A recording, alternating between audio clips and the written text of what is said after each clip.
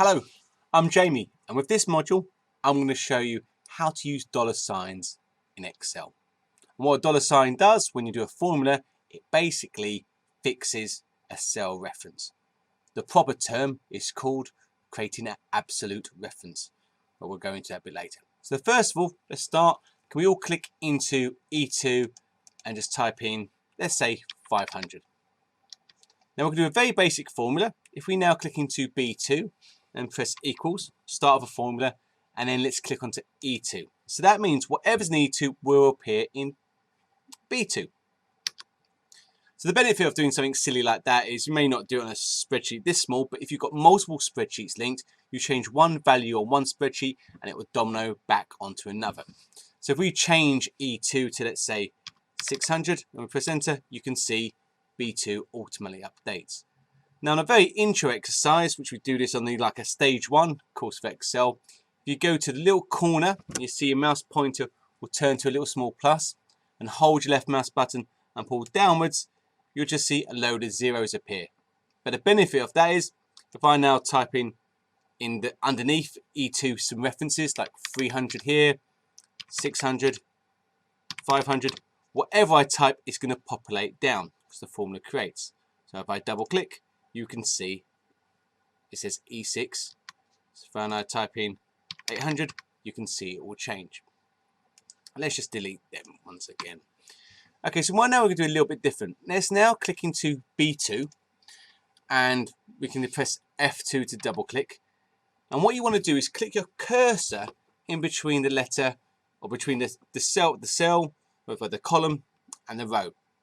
So if we now click onto in between E2, now we're now going to press one of these effing keys. I like saying that.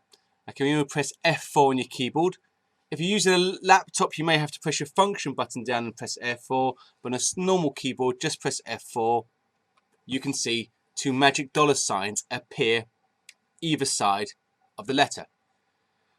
We're going to do both of them at the moment, and then we're going to show you what happens if you take one of them away. You could have manually put the dollar signs one by one, inside, but that F4 is a shortcut key to do so. So if we now press enter, if we now go to that corner and then pull downwards, you can see whatever's will change. So if I now change this one to say 700, you can see all the change. And the clever part would be, if I pull it this way as well, you can see they all change. So if I now change that one part to, let's say, 6, it will change that one to 66. Change it back to 500, it will change. I'm now going to delete them again and do this a little bit differently.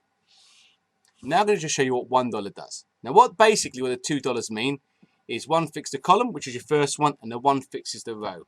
So if I now click into this there and I'm going to press the F4 button again, you can see it now will go to the row. If I press again, it will now fix the column. So if I now press enter, if I now grab this and pull this downwards, you can see it doesn't work. And the reason is because it's fixing the column. It only says E, But if I go to the column and pull this along, it will work because it's E2, E2. So actually the first one to the left-hand side of the letter fixes a column. We now just do that a little bit differently. So if we now double click again, and we're now going to show you the other one. So we're now going to click here, press F4, and do F4. You can keep on pressing the ones. Now this will fix even for that one.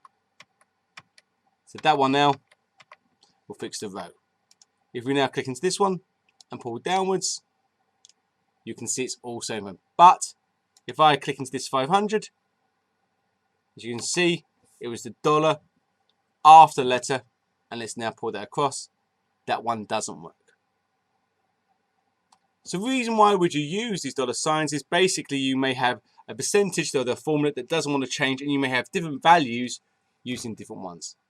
So a prime example could be is I could have different percentages here. So let's now just go back, and I'm going to delete these here.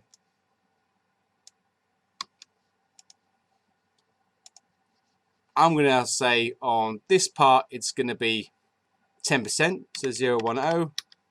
This one's going to be 0.2, 20%. This one 0.3. Now, if I highlight them, I'm going to make them a percentage by just going to that button just underneath your formula called percentages.